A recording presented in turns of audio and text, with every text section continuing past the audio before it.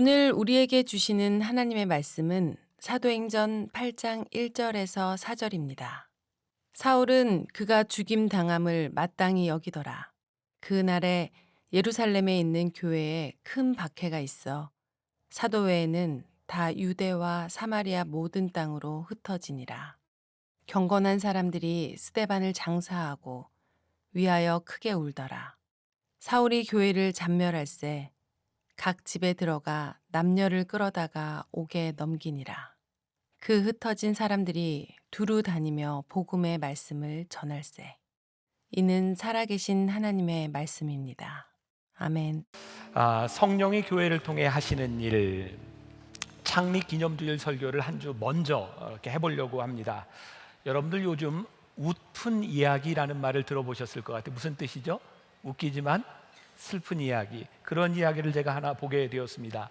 어떤 큰 교회에서 목사님이 설교를 시작했는데 그날따라 스피커 사정이 좋지 않았던 것 같아요. 뒤에 앉아있던 한 권사님이 참다 못해서 설교 시간에 목사님을 향해 소리를 질렀답니다. 목사님, 뒤에서 소리가 잘 안 들려요. 크게 말씀해 주세요. 그런데 꼭 이런 때 잘난 척하고 좀 이렇게 나서는 사람이 있어요. 그날 그 교회에 어떤 집사님이 앞자리에 앉았다, 그런 사람이었던 것 같아요. 뒤를 딱 돌아보면서 이렇게 이야기를 했대요. 괜찮아요, 들을 게 별로 없어요. 이렇게 얘기를 했다 그래요. 웃픈 이야기. 목회자인 저에게 그렇게 들렸습니다. 우스운 이야기지만 굉장히 두렵고 슬픈 이야기다. 강단에서 선포되고 있는 말씀이 하나님의 말씀이고 교회에서 하고 있는 일들이 하나님의 일이라면 들려질 것이 있고 볼 것이 있어야 하는데 들을 것이 없고 볼 것이 없다면 이건 참 슬픈 이야기가 아닐까. 성령이 교회에게 하시는 이야기, 교회가 성령님의 이야기를 이 세상과 회중들과 함께 나누어야 하는데 우리가 지금 그렇게 하고 있는가? 교회의 시작은 우리가 잘 아는 것처럼 오순절 성령 강림에서부터 시작이 됩니다. 다락방에서 성령을 경험했던 사람들로 인하여 교회가 세워지고 성령께서 교회를 통하여 일하기 시작합니다. 여러분, 교회는 성령님의 관점에서 보지 않으면 교회의 올바른 사역을 볼 수 없을지 몰라요. 오늘 읽은 본문 말씀 사도행전 8장은 어쩌면 그들에게 닥쳤던 가장 어려운 시간들을 이야기하고 있고 여기에 흩어짐이라고 하는 단어가 등장하고 있는데 박해로 인하여 교회가 끝났을지도 모르는 어려움 가운데 있습니다. 그런데 놀라운 일은 박해 가운데, 흩어짐 가운데 성령님께서 그들을 통해 일하고 계셨다는 사실입니다. 우리는 세상을 신뢰할 수 없습니다. 그리고 세상에서 일어나는 모든 일들을 우리들이 통제할 능력이 있는 것도 아닙니다. 그런데 오늘 말씀을 통해서 우리들이 깨닫게 되는 것은 우리들이 신뢰할 수 없고 우리들이 통제할 수 없는 일이지만 그 가운데 성령님이 하시는 일에 대하여 우리들이 순종할 수는 있다는 거예요. 신뢰와 순종. 제가 페이스북을 하다 보니까 또 어떤 글을 보게 되었는데요. 재미있는 이야기인데 여러분들이 안 재미있으면 서로 굉장히 힘들어집니다. 준비를 하고 들으셔야 돼요. 어떤 처녀와 총각이 이제 운전을 하게 되었습니다. 운전을 하다가 두 차가 부딪혔고요. 차가 심하게 망가졌는데 놀랍게도 이 처녀와 총각은 말짱하게 하나도 다치지를 않았습니다. 차에서 나온 처녀가 총각에게 말합니다. 차가 이렇게 되었는데도 불구하고 우리가 멀쩡하다는 것은 하나님이 우리를 맺어주시려는 의도가 분명해요. 총각도 이렇게 고개를 끄덕끄덕 할 즈음에 이 처녀가 자기 차에 가서 술병을 하나 꺼내왔는데 여기를 보세요. 술병도 깨지지 않고 온전해요. 하나님께서 우리의 만남을 축복해 주시는 게 분명해요. 그러니 이 술을 반씩 나눠 마십시다. 그런데 처녀가 총각에게 먼저 술병을 따서 줍니다. 총각이 반을 다 마셨어요. 그리고 처녀에게 술병을 주었습니다. 이 처녀는 술병 마개를 딱 닦고 옆에 놓습니다. 총각이 묻습니다. 왜 안 마셔요?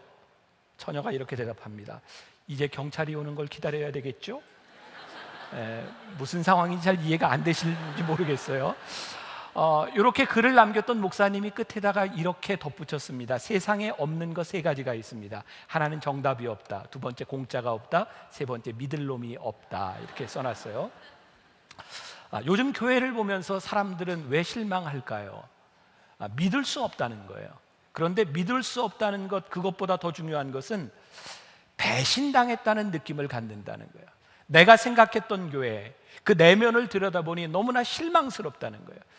근데 이 실망시키는 교회의 내면을 들여다보면 아주 분명한 것이 있는데, 그 교회 안에 성령님이 일하시지 않는다는 겁니다. 교회의 정체성, 교회의 인테그리티는 성령님께서 일하실 때 분명하게 드러나고 있는데, 오늘 우리 교회에 우리가 물어야 될, 한국교회에 물어야 될 중요한 물음 가운데 하나가 성령님이 교회를 통하여 일하시는가, 이 물음을 우리들이 물어야 되는 거예요. 오늘 본문 말씀 3절에 보면 사울이 교회를 잔멸할세라고 하는, 잔멸이라고 하는 단어를 사용하고 있습니다. 여러분, 사도행전 7장에는 스데반이 돌에 맞아 순교를 당한 사건이 나오고요, 그 일로 인해서 교회가 핍박을 당하고 있는데, 그것도 모자라서 아직 사도 바울이 되기 전 사울의 이름을 가지고 있던 이 사람이 교회를 잔멸하려고, 완전히 파괴하려고 사람들을 옥에다 가두는 상황이 되었다는 거예요. 그런데 놀랍게도 교회가 파괴되고 교회를 잔멸하려고 하는 그 이유 때문에 사람들이 흩어지게 되었는데, 이 흩어진 사람들이 두루 다니며 복음을 전하게 되었다.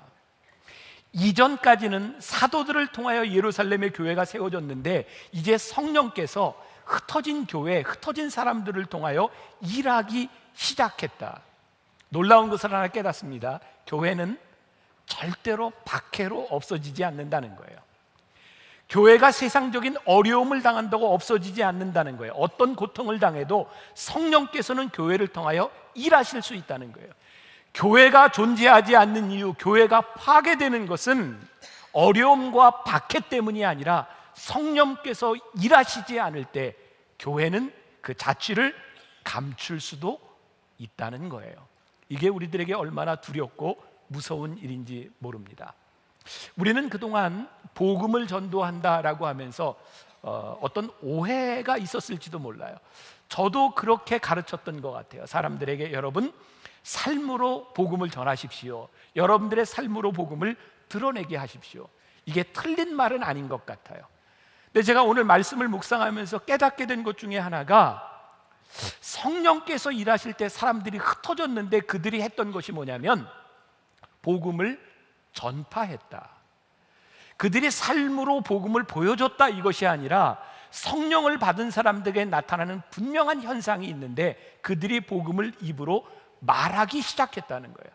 그러면서 저에게 도전이 되었어요. 우리가 교회에서 많은 일들을 합니다. 우리가 선행을 통해서 무엇인가를 보여주자고 하는 이야기를 합니다. 이것이 틀린 것은 아닙니다. 우리들이 전하는 말 가운데 분명히 신뢰성이 있어야 되기 때문에 믿음이 무엇인지를 보여줘야 합니다. 그러나 성령께서 우리들에게 임하실 때 분명한 표식이 따르게 되는데, 우리들의 입술로 복음을 전하게 된다는 사실이에요.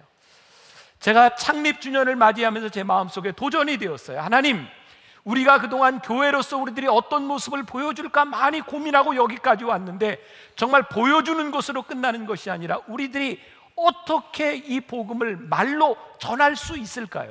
성령께서 우리들 가운데 어떻게 역사하실 수 있을까요? 여러분들이 지금 제가 하는 말을 무슨 뜻인지 잘 이해하고 보셔야 됩니다. 유심히 보세요.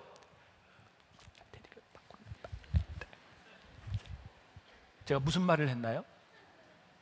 잘 모르시겠어요? 제가 굉장히 중요한 얘기를 했는데, 요즘 한국에 지진이 일어나니 여러분들 여기서 지진이 일어나면 밖으로 나가셔야 됩니다. 빨리 나가셔야 됩니다. 제가 이런 중요한 얘기를 했는데 못 알아들으셨단 말이에요. 제가 열심히 이야기를 합니다. 이것이 옳은 이야기고 급한 이야기입니다. 그런데 말하지 않으면 들려지지 않는다는 거예요. 저에게 도전이 되었어요.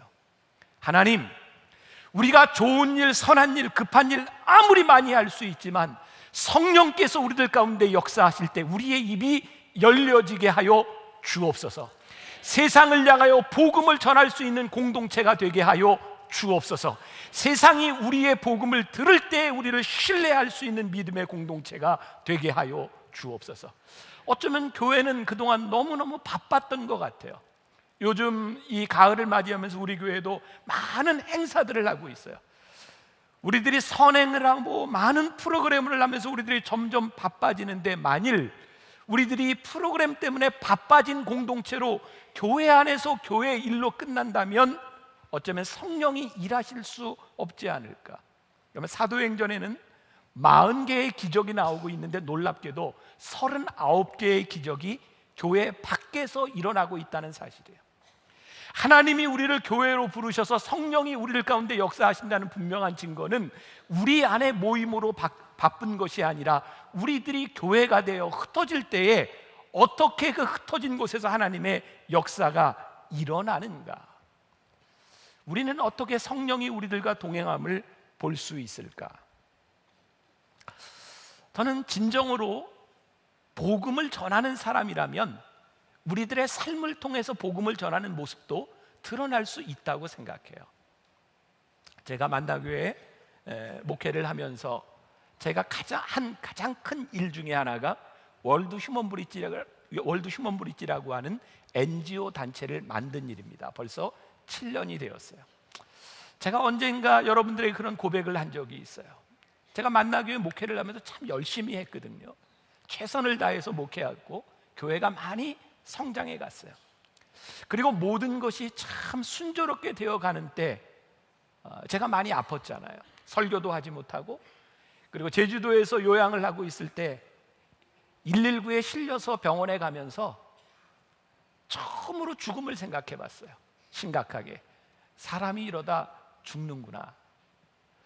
그때 그 죽음 앞에서 하나님이 저에게 물으셨던 물음이 있었어요. 아니, 내가 하나님 앞에 선다면 하나님이 나에게 물으실 물음이 무엇일까?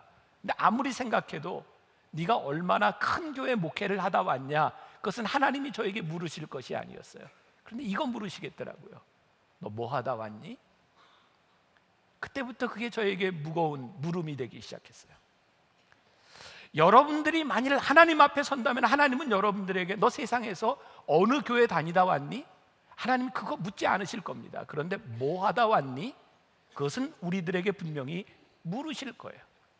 저에게 질문이 시작됐습니다. 하나님, 교회를 통하여 하나님이 저에게 무엇을 하다 왔냐고 물으실 때 제가 우리 교인들에게 영적 리더로서 무엇을 이야기할 수 있을까요? 그러면서 저에게 교회 이름과 교회를 위하여 우리들이 많은 일들을 하고 있지만 그것이 정말 하나님께서 우리들에게 주신 일인가? 성령님께서 우리들에게 시키시는 일인가? 왜 교회는 교회를 위한 일들을 하면서 서로 협력이 되지 못하고 함께하지 못하는가? 그러면서 하나님께서 저에게 주셨던 생각이, 교회의 일이 아닌 하나님의 일을 할 수 있다면 함께할 수 있는 일들이 일어나지 않겠는가? 하나님이 저에게 주신 비전이었어요.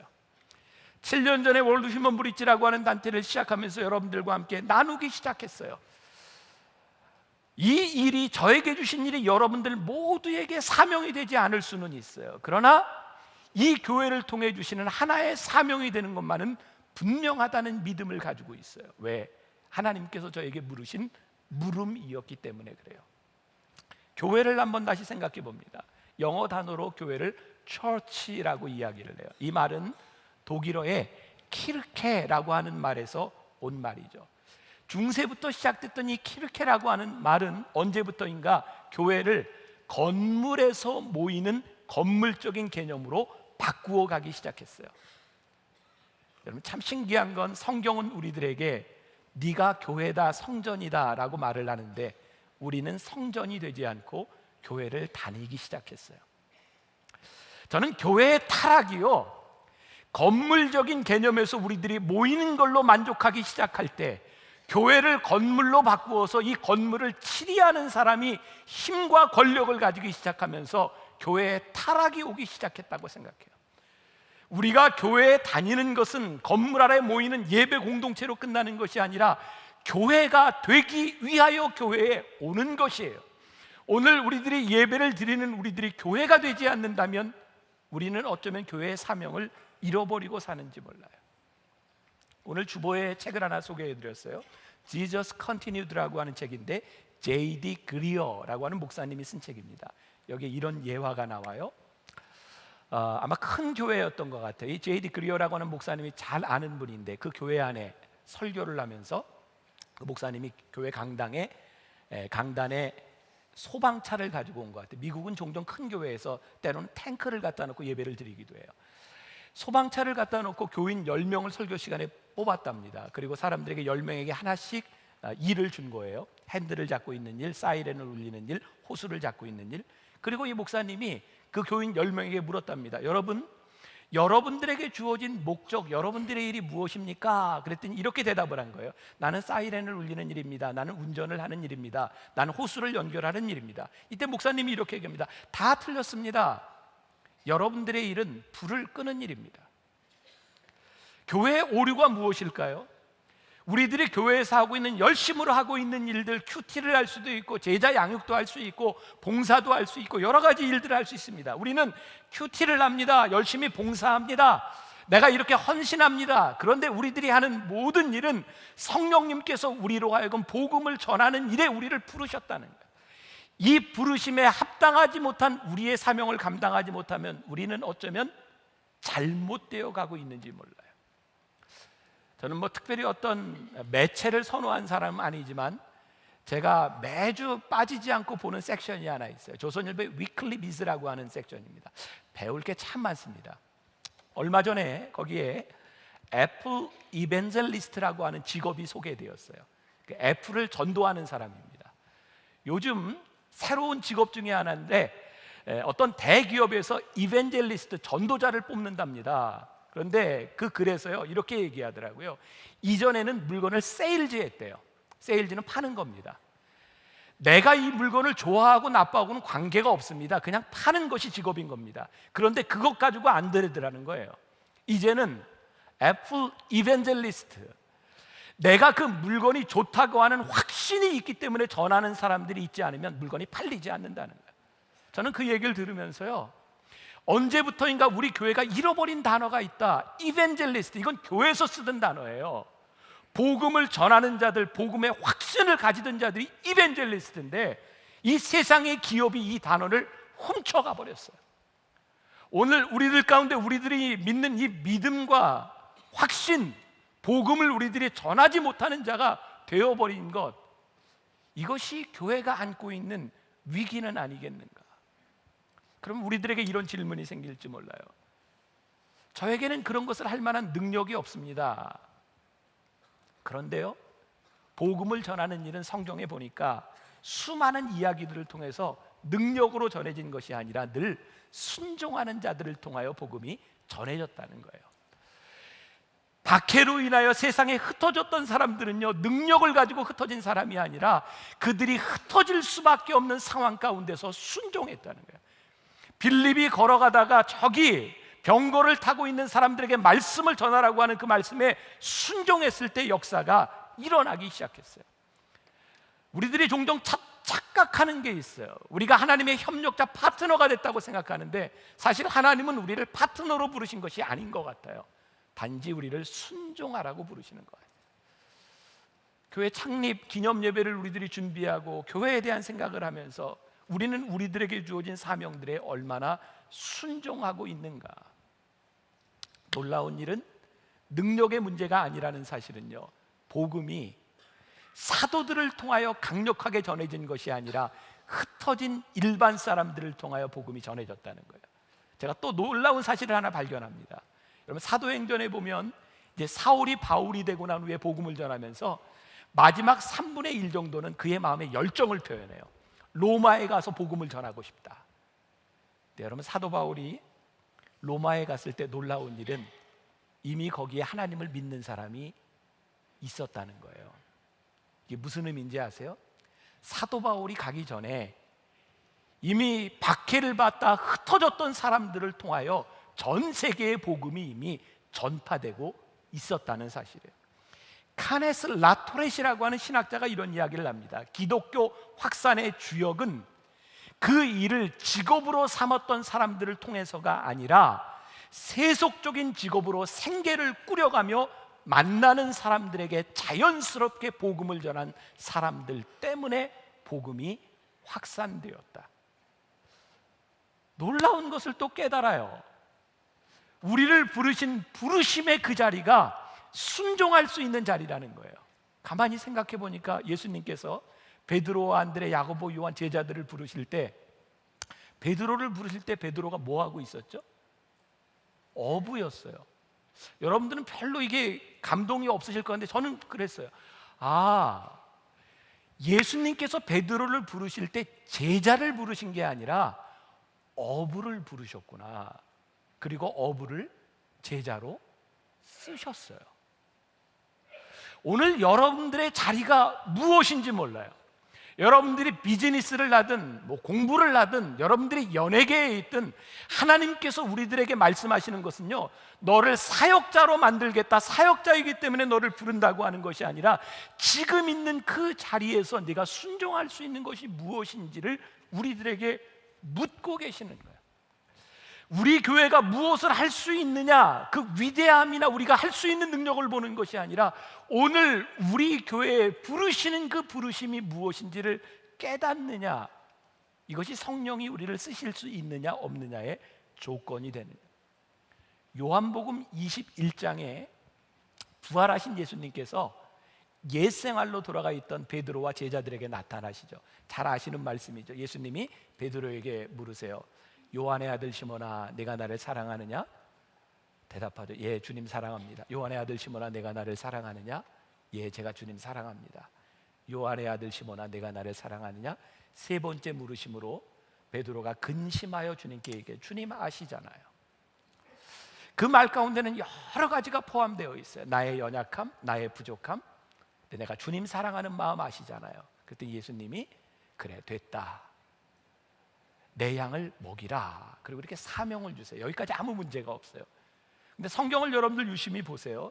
그리고 나서 베드로가 예수님께 묻습니다. 예수님, 그런데 쟤는 누구냐면 요한이에요. 쟤는 어떻게 될까요?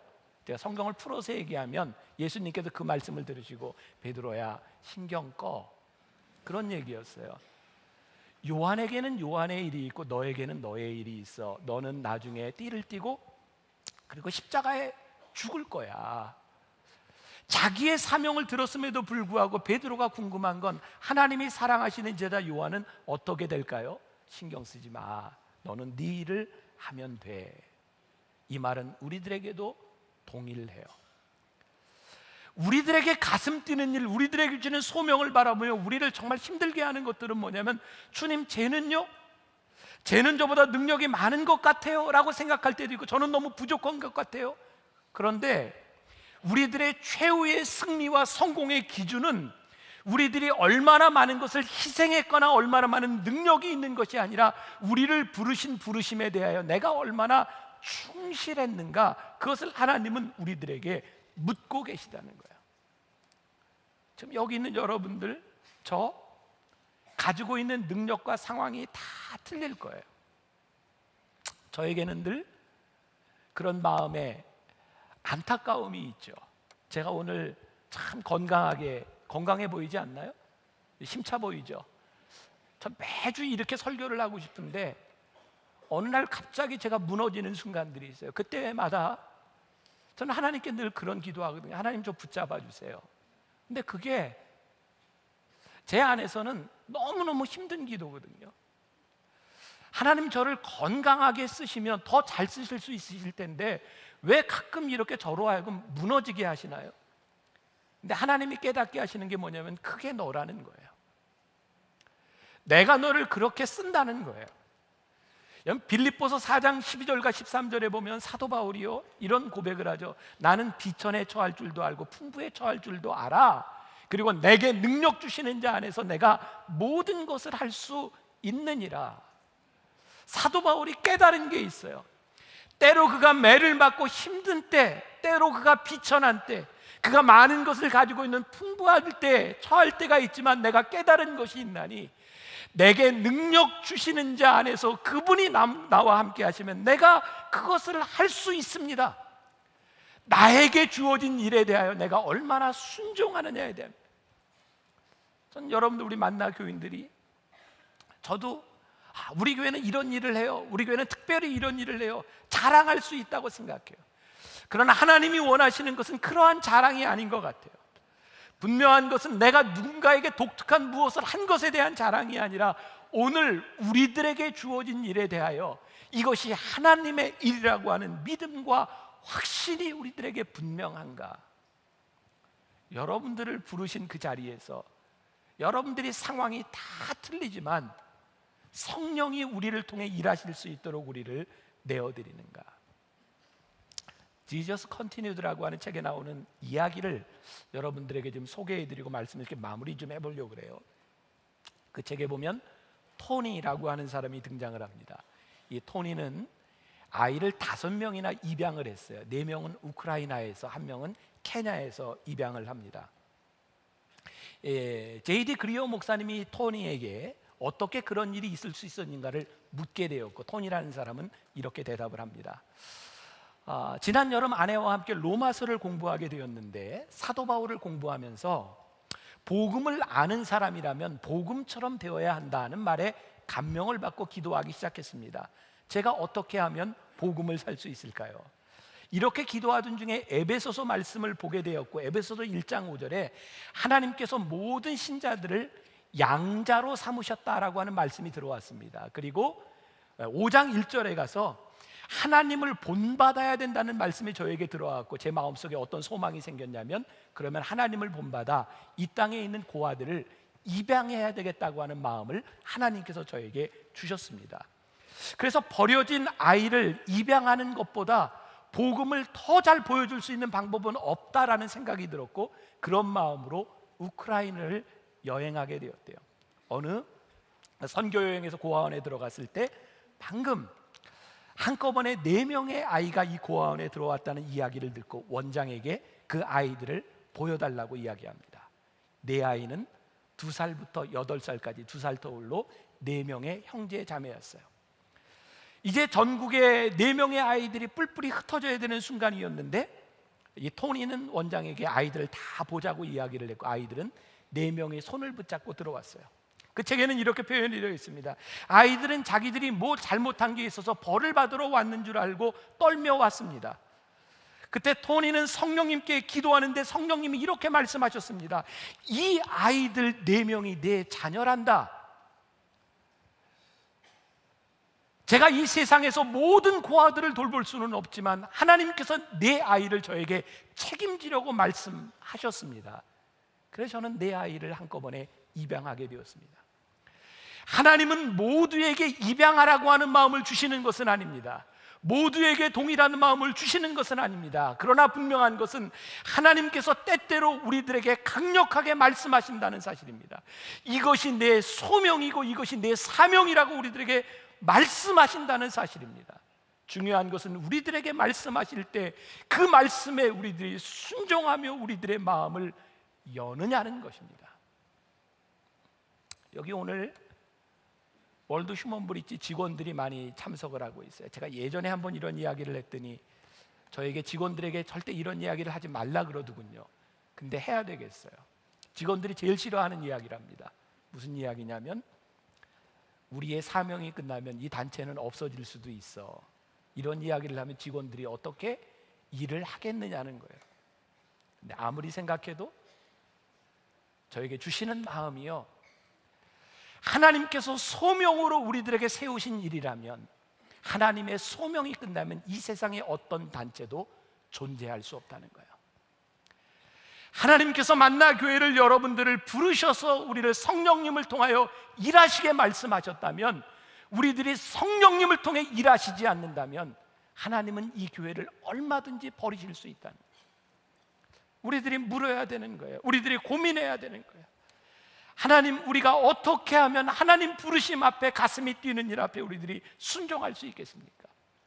우리가 오늘 월드 휴먼 브릿지 썬데이라고, 여러분들 오해하지 마세요. 제가 여러분들에게 이렇게 설명을 하면서 여러분들 모두가 휴먼 브릿지에 여러분들이 소명을 가지고 여러분들이 참여해야 되는 이런 이야기 아닙니다. 왜요? 우리 교회는 많은 사역이 있어요. 해외 선교도 할 수 있고, 어려운 교회를 돕는 일을 할 수 있고, 월드 휴먼 브릿지를 여러분들이 도울 수 있는 그런 일도 있습니다. 한 가지 분명한 것은 하나님께서 우리 교회에 주신 사명이고 누군가의 가슴을 뛰게 한다면 여러분들이 그 어떤 소명에든 응답할 수 있는 사람이 되라는 거예요. 우리의 능력이 아니라 하나님은 우리들이 소명에 응답하기 시작할 때 우리를 통하여 일하신다는 거예요. 오늘은 월드 휴먼 브릿지 선데이니까 제가 조금 영상으로 좀 소개를 좀 해드리려고 그래요. 볼까요?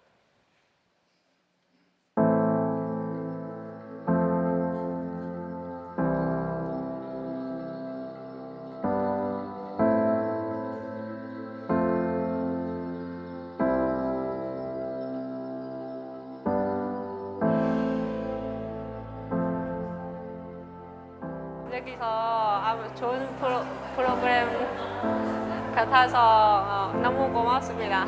쉼터의 월세를 지금 지원을 받고 있어요. 저희가 그래서 너무 감사하게 생각하고 있고요. 월드 휴먼 브릿지 감사합니다. 그리고 직업기술학교에서 많은 것을 배웠으니까 죽을 때까지 감사합니다.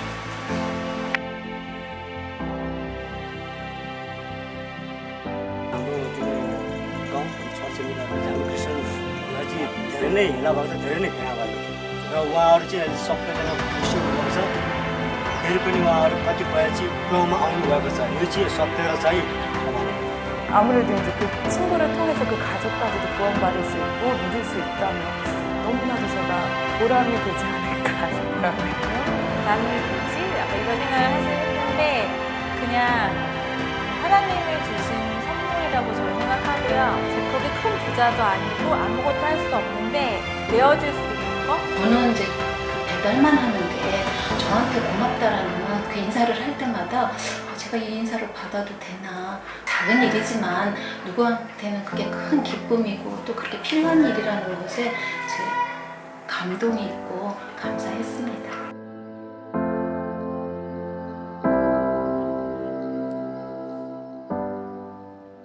이런 일들입니다. 우리 누군가의 마음을 기쁘게 하고 누군가 또 이 일을 통하여 인생이 변할 수 있는 일들, 그게 우리 교회에 주신 사역의 한 부분이에요.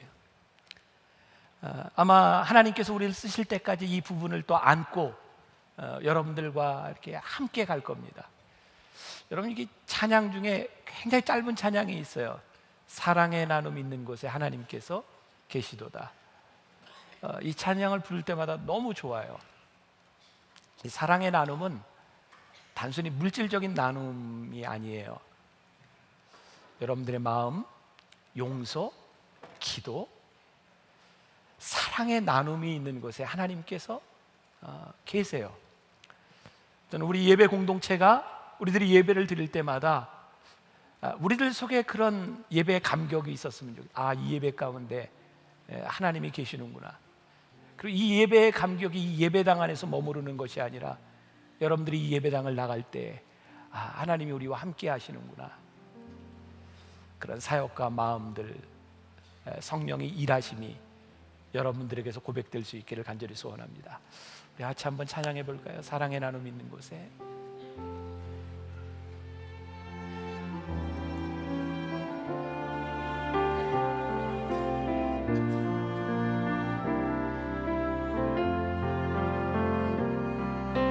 사랑의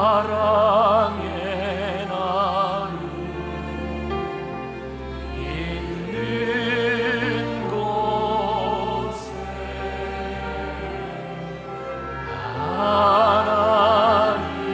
하나님께서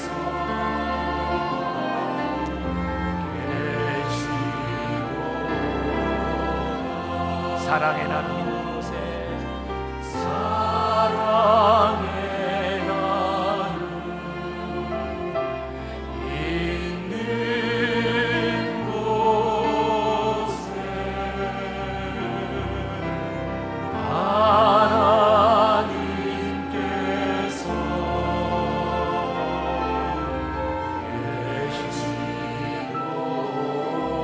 사랑의 나눔, 사랑의 나눔 있는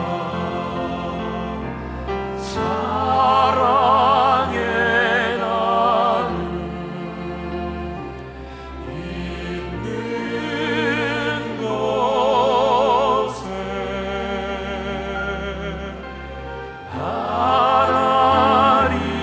하나님께서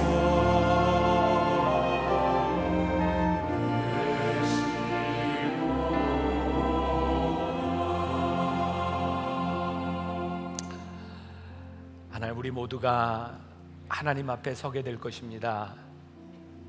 하나님께서 우리들에게 이렇게 물으실 겁니다. 너는 세상에서 무엇을 하다 왔니? 너는 세상에서 무엇을 하다 왔니? 그때 우리가 참 궁색하게, 하나님, 저에게는 능력이 없었습니다. 저에게는 상황이 여의치 않았습니다. 이런 모든 말들이 변명이 될 것입니다. 하나님께서 우리를 부르시는 이 부름에 대하여 제가 순종했습니다. 하나님, 저에게 가슴 뛰는 일에 제가 그렇게 따랐습니다. 이렇게 말할 수 있는 우리 귀한 믿음의 지체들이 되기를 간절히 소원합니다. 아무리 생각해도 우리가 너무 이기적이고 자기중심적이고 하나님을 믿는다고 하면서도 이 믿는 교회에 모이기에는 힘썼지만 교회가 되려고 하지는 않았던 것 같습니다.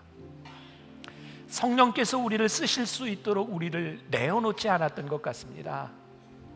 오늘 우리들 한 사람 한 사람이 교회를 되기를 원하시는 그 부르심 앞에 순종하게 하시고, 마지막 때에 여기 설교하는 담임 목사나 우리 교인들 모두가 하나님 앞에 섰을 때에 하나님, 제가 이렇게 살다 왔습니다 말할 수 있는 그 소망을 말할 수 있는 귀한 믿음의 지체들이 되게 하여 주옵소서. 예수님의 이름으로 기도합니다. 아멘.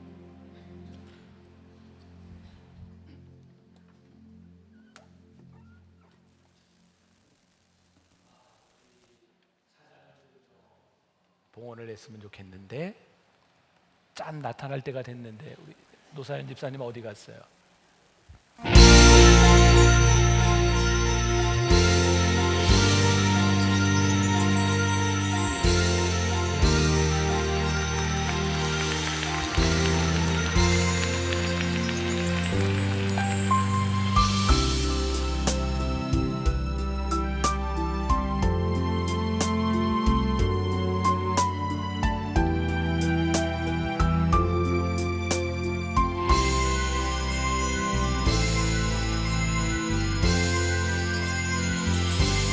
내 영혼이 은총 입어 중한 죄질 벗고 보니 슬픔 많은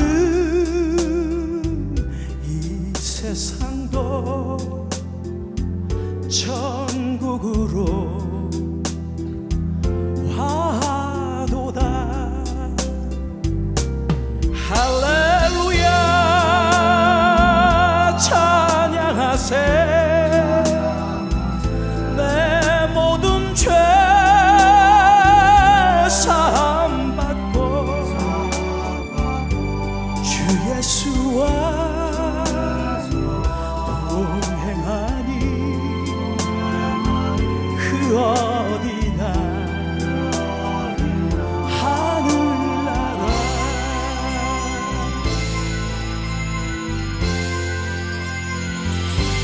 주의 얼굴 뵙기 전에 멀리 뵈던 하늘나라 내 맘속에 이루어지니 날로 날로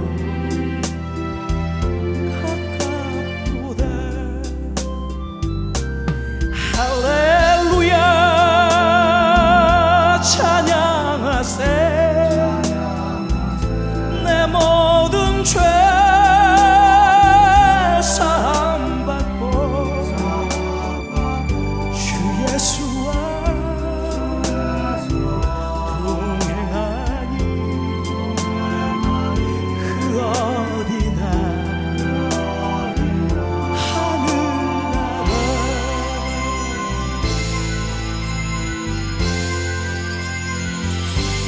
높은 산이 거친 들이 소나기나 궁궐이나 내 주 예수 계신 곳이 그 어디나 하늘나라 할렐루야 찬양하세 내 모든 죄 사함받고 주 예수와 동행하니 그 어디나 하늘나라 할렐루야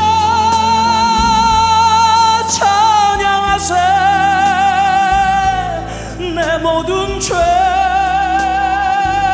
사함받고 주 예수와 동행하니 그 어디나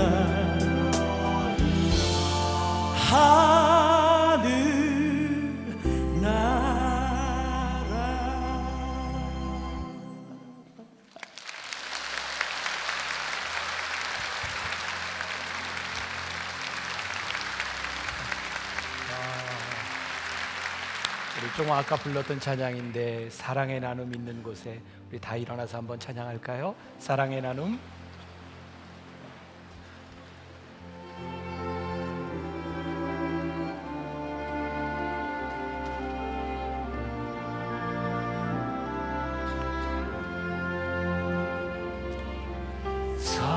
사랑의 나눔 있는 곳에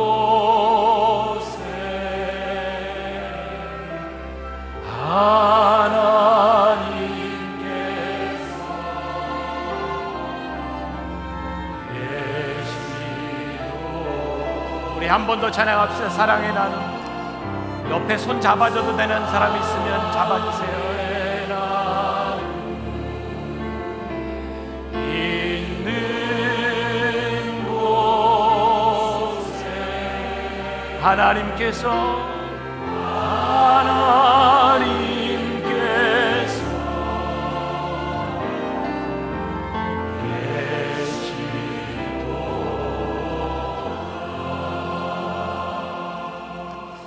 하나님, 오늘 이 예배 가운데 하나님 함께 계심을 믿습니다. 사랑의 나눔이 있는 곳, 우리들에게 주신 소명을 잘 감당하는 사람이 있는 곳, 주와 함께 동행하는 귀한 믿음의 사람들 되게 하여 주옵소서. 오늘도 하나님 앞에 드린 귀한 예물 하나님 기억하셔서 이 예물이 쓰여지는 곳마다 주의 나눔과 주의 사랑과 주의 말씀이 전파되게 하여 주옵소서.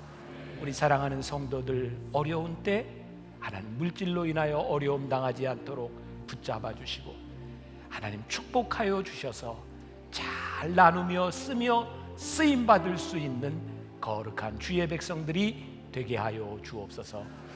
지금은 우리 주 예수 그리스도의 은혜와 하나님 아버지의 무한하신 사랑과 성령의 인도하심이 교회에서 예배한 것으로 그치는 것이 아니라 내가 교회가 되어 이 세상으로 담대하게 흩어져 나가는 당신의 사랑하는 모든 백성들 위해 지금부터 영원까지 함께 하시기를 간절히 축원하옵나이다. 아멘.